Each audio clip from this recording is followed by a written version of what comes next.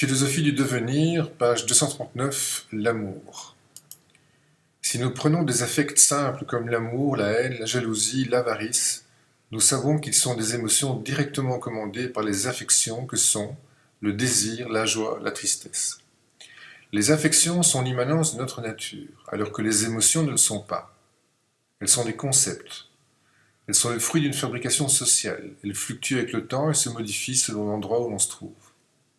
Elles ne sont pas ontologiques mais bien sociales, donc modifiables, contrôlables.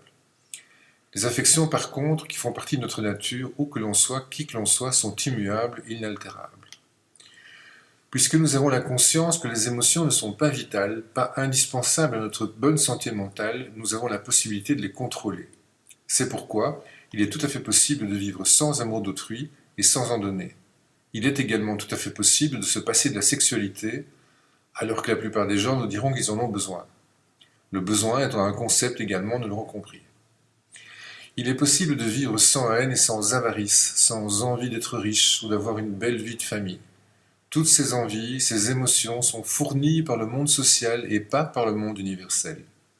Tous ces affects ont un pouvoir important sur notre corps social, mais n'en ont pas sur notre esprit. Et c'est là toute la différence entre les émotions et la fameuse curiosité qui émane de notre nature. L'homme est de nature curieuse, il cherche, se pose des questions, il veut découvrir l'inconnu. Tout cela est naturel, universel et se trouve dans sa nature. Alors que les émotions, comme l'amour, ne le sont pas naturelles et dans notre nature. Ce sont des fabrications sociales. Cela peut choquer, mais si on se penche sur la question un instant, on comprendra que l'on peut très bien vivre sans amour. Ce constat mène à la compréhension que cette émotion n'est pas directement liée à notre nature. Ne voyons-nous pas que ce que l'on appelle l'amour serait plutôt le besoin d'amour ? Dès lors, l'amour serait-il dans ce monde social un besoin plutôt qu'une nature ? Comme une drogue, un besoin vital, une recherche absolue qui dure toute la vie ? Comprenons-nous que ce besoin est le besoin d'être aimé, qui n'est que le prolongement de l'amour maternel disparu et qui se mute en amour charnel d'une autre mère, d'un autre père. Il n'est pas nécessaire ici de revisiter la psychanalyse, je crois qu'on est tous d'accord. Vu du point de vue du corps social, l'amour est une recherche effrénée, un besoin vital selon certains, une nécessité sociale surtout. La sexualité est liée de façon arbitraire à l'amour. Elle en est sa condition sociale, sa matérialisation culturelle. Sans sexualité, comment l'amour pourrait-il être complet ? Nous comprenons immédiatement que cet amour social affublé de la sexualité est un leurre, une imposture. Tout n'est que cinéma, représentation théâtrale, rien n'est profond, humain et naturel dans tout cela.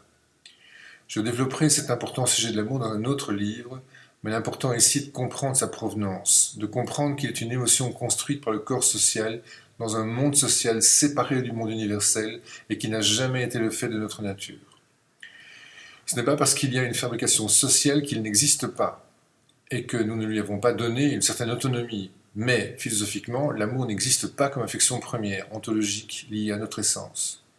Il ne faut pas confondre la protection et l'aide que l'on donne à sa progéniture, ainsi que le lien d'attention qui se construit au fil du temps avec nos proches, notre famille, nos enfants, et la réalité naturelle d'une affection émanant de notre être universel. L'amour est contenu dans le désir et la joie, mais n'existe pas comme affection autonome. Autant le phénomène de curiosité animé directement par notre volonté permanente et naturelle est une affection autonome intimement liée au désir, comme nous l'avons expliqué, autant l'amour est une conception sociale, religieuse, commerciale à la limite, qui n'a rien à faire dans le monde de l'esprit. La curiosité comme la volonté est une essence, nous ne pouvons pas la supprimer. L'amour n'est pas une essence, nous pouvons nous en passer.